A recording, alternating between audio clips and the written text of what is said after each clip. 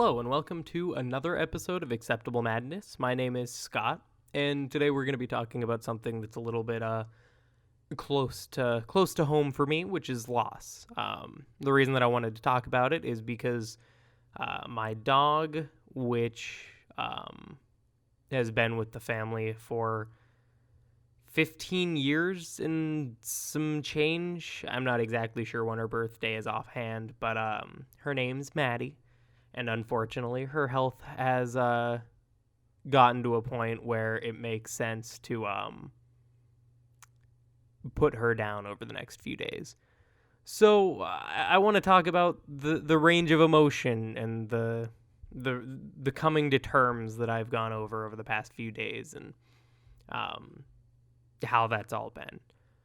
So I don't know. I guess to start, I'll give a little bit of background of just when she came into my life and stuff like that. So whenever I was it was either kindergarten or first grade, my parents made the decision to get another dog. So at this point, I'm probably, 6, 7, I don't know, maybe 5. But right around that age, we had another dog named Putz whenever I was younger.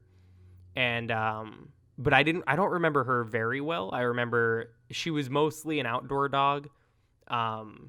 She was part beagle and part something else, I think.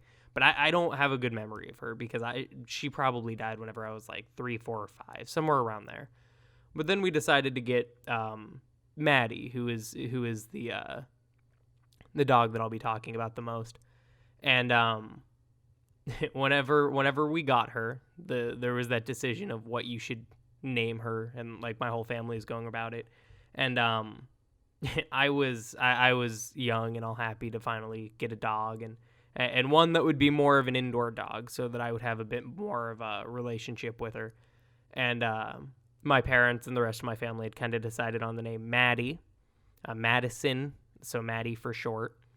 And I wanted the name Angel. and looking back, I know how terrible a name that is, but whenever whenever you're that young and you get a dog for the first time and you're just happy, and it's like, I don't know, it feels angelic. So I was just so excited that it was she was this divine thing. She was this perfect angel, and that's kind of where the name came from. So she's been with me through a lot, and going to college and separating from her a little bit was hard, and then now I'm basically a full-grown adult, and and so I haven't been living with her. I lived with her 6, 7 months ago, because before I'd gotten the job that I have currently, I lived at home. But she's been with me through a lot, so that's why I want to talk about her. But basically, what ended up happening is she currently has cancer in her esophagus, and it is preventing or restricting her breathing. And then she also has an enlarged heart, and that is causing her esophagus to close up even more. So currently, she's having a hard time breathing, and she is also unable to eat basically anything. And so I actually, the day that I'm recording this, it's late Sunday, February 3rd, and so I actually came home, or I got back from home today. And but she'd gotten a steroids shot just to try to alleviate some of the pain and that she's been going through. She got that on Friday, February 1st. And then but within 1 or 2 days, she was already doing significantly worse, where she was having a hard time standing up and having a really hard time eating. Her vision and hearing have been gone for well over a year, maybe 2 years at this point, where she wasn't blind or deaf, but they were significantly lower. So, I mean, she's gotten to a pretty old age, so I'm happy with how long she's been around and all. And actually, there were signs. I'm I'm happy that it took this long for her to show some terminal cancers, but she actually has these a massive growth on her back, like the size of a baseball, and it's I guess it's technically benign, but it's been there for years. And at one point, she actually had a growth on her face that needed to be surgically removed, and that was again taken a few years ago. But she's just been through a lot, and she's toughed it out for a long time, and but it's still just the same. It's really hard to kind of accept the fact that someone that's been with you for so long is not going to be around any longer past either tomorrow or Wednesday. So I went home and I was able to say goodbye and kind of make my peace with that. And the range of emotion was nuts. So I got a call from my dad on Thursday night. So that's, 4 days ago at this point? 3 days? I don't know. But he called, and I knew almost immediately what he was going to tell me. So I was emotional Thursday night. And I went to work on Friday, and, just occasionally would get struck with some emotion, and cried a little bit at my desk too, unfortunately, but I think I covered it. I don't think anybody noticed it, but not a big deal. And I actually had a half day for another reason. And then yesterday I went home and was able to say goodbye, and I could tell just sitting there and petting her and, just trying to spend time with her, that she seemed ready to go. She's tired. She's been through a lot. She's fought a lot. And I was actually talking to my mom, and she said something that kind of struck a chord, where she was like, she basically said that it seems like Maddie is following her around whenever she walks around the house, as if Maddie's waiting for someone to make her feel better, and that's not going to happen. And this is the first time that that's true. So, yeah, it sucks. But the reason I want to talk about it is because loss sucks, and I've had a range of emotions, and a lot of other thoughts that have come from it that are death and loss related. So, the first one is, it's definitely hard to accept that no matter who or what, or whatever it is that it has been with someone for like a long time and just disappears, or just kind of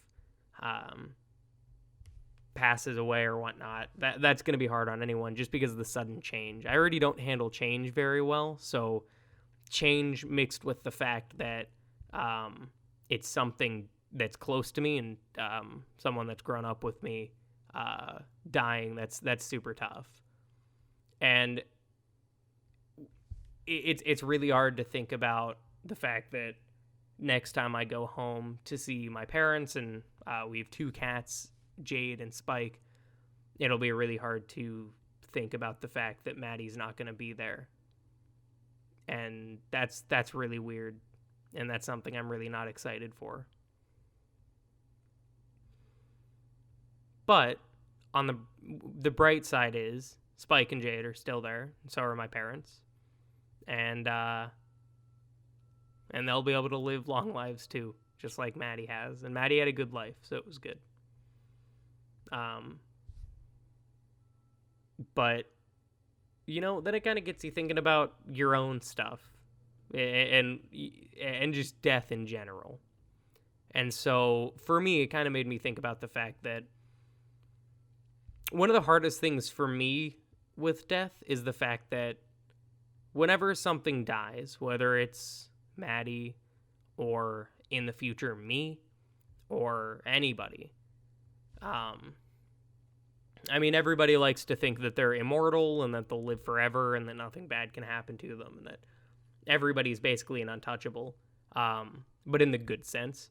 And it's crazy to see it's hard to understand that eventually everybody and everything is going to die. So it's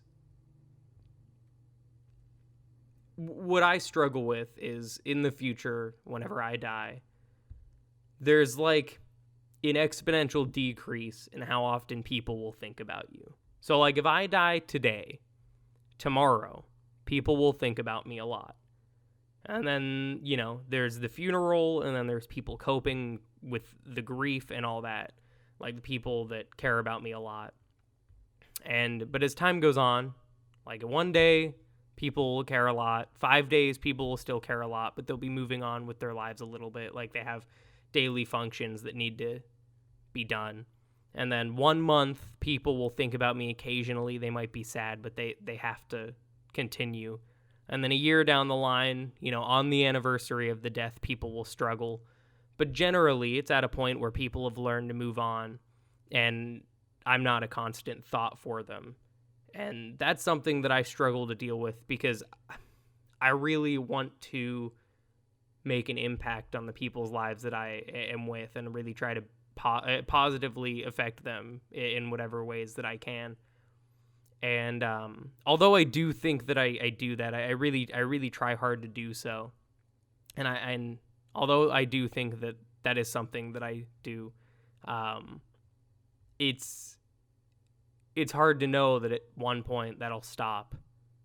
And yes, you may have impacted someone in a way that they remember and that changes the way that they act in a good way. But eventually people just won't think about you. Like I have no idea who my great-great-great-grandfather is. No idea. And he was still a person, but like I really don't have this care for him because I never met him, and there have been so many generations of people since then that it's impossible to even consider and think about him. And for me, it's really hard to think about that in the context of someone that I care about, like Maddie, or myself, or really anybody that I've ever been close to. So that's one thing that's a bit strange. The other is that's been going through my head is the idea of, because Maddie is on her way out, but I have a deep love for dogs, and I don't know how I'm going to feel in the future whenever I decide that I'm ready to get my own dog. And that's not something I'm really comfortable thinking about right now, but it's something that I also know is on the horizon, because in the future, I'm going to want to get a dog, and I know that I'm going to struggle a lot to separate the idea of I'm getting a new dog because I want a dog and I want a dog in my life and they're, fun to be around, and, there are so many benefits with them. And honestly, I'm just a dog lover, so there's not much past that even. But I'm going to have a really hard time separating between I'm getting a dog because for the sake of being a dog lover, and I'm getting a dog to replace Maddie. And that's something I'm going to struggle with a lot, because I never want to replace Maddie, because she's been so close and near and dear to my heart that I could never do that. But trying to understand that is hard. So that's something that I've been thinking about too. And that even reminds me of stuff like TV shows or something like Full House. Like, I know it's kind of a weird jump, but the whole show of Full House is Danny Tanner, his wife dies, and then at the end of the show, spoiler alert from a 30-year-old show, he ends up, I think, marrying Vicky or something, or getting remarried or something like that. And he has to go through that same thing where, like, he was deeply in love with his first wife, but she tragically passes away.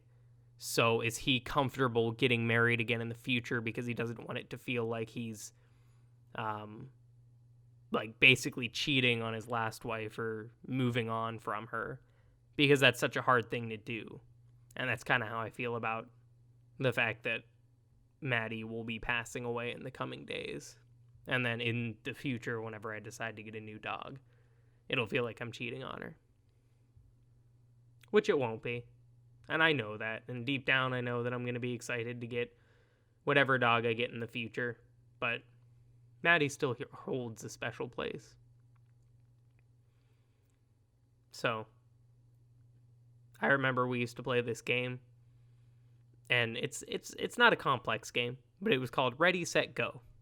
And either me or my sisters or my brother would sit on the porch or something, and we lived in the suburbs, and we had an electric fence, but one of my siblings would hold Maddie and just say, ready, and on ready, I would start sprinting around the house, or someone would start sprinting around the house. And on 3 of the sides, Maddie had free rein, but on one of the sides, just because it was going into our neighbor's yard, she didn't have a lot of room to move, so she basically could only move around 3 of the 4 sides of our house. So, on ready, one of us would sprint around the house from one side, from the one side that, like, she could reach out to, and then we'd go around the other side of the house to where she had to stop. So when they said ready, I would sprint, or whomever would sprint, and then they would say set, and Maddie would basically get all excited and get hyped. And then whenever they said go, they would release her by her collar, however they were holding her, and then she would try to catch up with the person that was sprinting around. And she was infinitely faster than anybody that ever ran around, so she would always catch up. But she always was super excited to run back and do it all again. And she was a lot of fun to play with. So, yeah, that's what I've been dealing with recently. And it's been surprisingly humanizing, because it's the first time in a long time that I've really just been genuinely sad and haven't brought it to be about myself, or like my depression hasn't kicked in and told me that I should kill myself. Like, instead of being suicidal or just in my own head self-obsessed or anything like that. It was just me going back and thinking about Maddie and trying to see if there was anything that I could do for her to make her last days better. But I was able to go back and see her, how she is, see how tired she is, and see that she's basically ready to go, and kind of be okay with it. And that's it. I'm gonna miss her, and it's gonna suck when she's gone. But I just have to keep moving. There's nothing I can do. There's no reason for me to do anything rash. Yeah, but I'm also allowing myself to take time to grieve and remember all the good things. And I think she's ready. And I think it's for the best. Because there's nothing we can do to help her anymore.